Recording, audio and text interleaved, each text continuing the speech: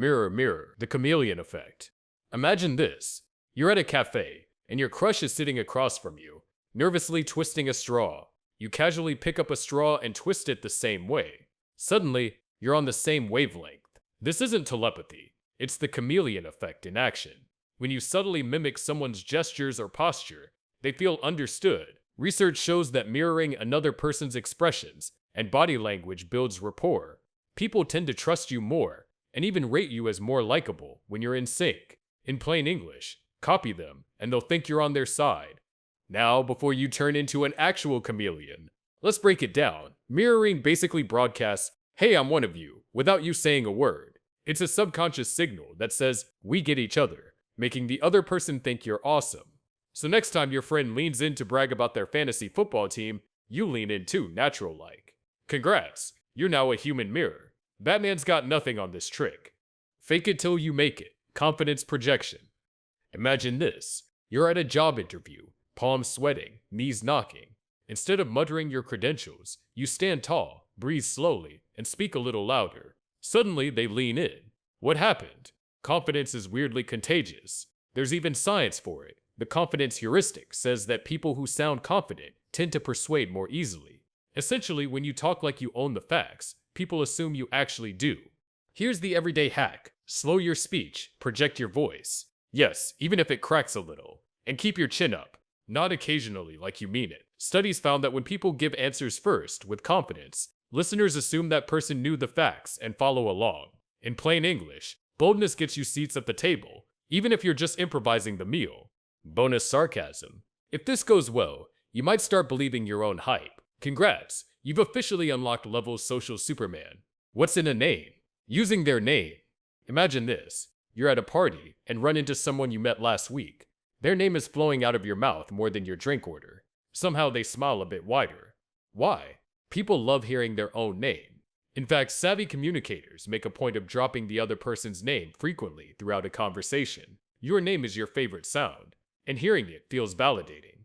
Using someone's name signals that you're paying attention to them, and they'll like that. In practice, it means instead of saying "great job," you say "great job, Jessica." In a meeting, instead of "I agree," try "I agree, Mark."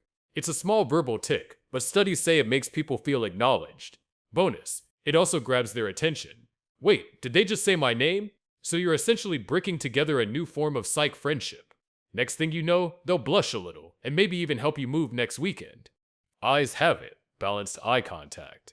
Imagine this. You're on a first date staring deeply into their eyes for an entire minute straight.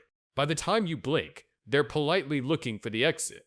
On the flip side, constantly avoiding eye contact makes you look shady. The trick is balance. Paradoxically, research shows that too much intense eye contact can actually make people resistant to your argument. It's like you're playing a staring contest instead of making a connection. Instead, make direct eye contact just long enough to signal "I'm listening," then break away smoothly. People prefer a natural dance. Meet gaze, nod, look away briefly, then back. The sweet spot, enough eye contact to show you care, not enough to make them feel you're trying to x-ray their soul. Takeaway: keep your eyes engaged, but not mugshot level locked on. Too much gaze, and you'll end up on next week's dating bloopers. Open body, clear mind, positive body language. You're at a staff meeting, arms crossed, hunched over. The boss is explaining a new project, and not surprisingly, you're checked out. Now imagine the opposite. You uncross your arms, sit up straight, and lean forward slightly. The boss keeps talking, but you look interested. People feel good when your body language is open and inviting. Research on persuasive people shows that just uncrossing your arms, smiling, and keeping a relaxed posture makes others more receptive to what you say. Open posture is basically nonverbal. I'm chill and I'm listening. It says, I'm open to you, not ready to punch anyone. Even better, humans naturally mimic smiles. Smile at someone in a friendly way, and they'll unconsciously smile back. It's instant rapport without words.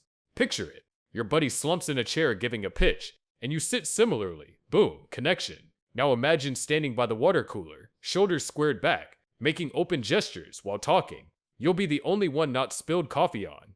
The foot in the door. Start small. Imagine this. You want your buddy to join your gym. You don't say, let's do a marathon next week right away. Instead, you start smaller. Want to catch a 10-minute walk after work? They say yes. Now later, you ask if they'll try an hour-long class tomorrow. Chances are, they say yes again. Why? Because of the foot in the door technique. People who agree to a little request become much more likely to agree to a bigger one later. It's all about consistency. Once someone has said yes to you, they want to stay consistent and say yes again. In real life, if you need a big favor, like co-hosting your birthday party, begin by asking for something tiny first. Can you spare a pin? Once they help with that, they're on team you, and your bigger ask doesn't seem as crazy. Classic social science experiments showed that housewives who agreed to a 2-minute questionnaire were twice as likely to then agree to a 2-hour home visit by researchers. It works the same way in bars, offices, and even dating. Small initial compliance paves the way for bigger compliance. Silence is golden. Strategic pause. Imagine this. You've just told your boss why you deserve a raise. It's quiet, and then you blurt out, "So, what do you think?" The energy fizzles. Now imagine the same scene, but after your pitch, you stay absolutely silent for a beat. Your boss shifts uncomfortably and starts talking to fill the gap. This strategy isn't spooky voodoo, it's research-backed. One study found that even just 3 seconds of silence in a tough convo made everyone think longer and cooperate more. Pausing forces you both to think. People assume a silent person is processing or weighing options, not just spouting nonsense. According to the Journal of Applied Psychology, these pauses break default thinking and lead to better outcomes. In practice, after asking an awkward question or making a big statement, shut up and sip your water. The other person will usually answer or nod rather than sit in awkward silence. It shows you're serious and makes them reevaluate their stance without you sounding desperate. Takeaway. Use the 3-second rule. Ask a question or make a point, then say nothing. Believe it or not, that silence just made you look 50% more thoughtful. The Ben Franklin effect. Ask small favors. You ask a coworker to borrow their stapler for a moment. They hand it over with a grin. Over the next coffee break, they seem oddly more chatty and friendly with you. Why? There's a thing called the Ben Franklin effect. When someone does you a small favor, they subconsciously convince themselves that they must like you to justify helping you. It's like convincing the brain, "Oh, I lent them my stapler, so I must be buddies." Franklin himself realized this when he politely asked a political rival to lend him a rare book, and the rival ended up liking him. So lean into it. Next time you want goodwill, ask for a tiny favor. Need someone to cover your shift or proofread an email? Odds are they'll feel a little affinity for you after helping. It's reverse psychology on the brain's own narrative. The trick is to make it easy and non-intrusive.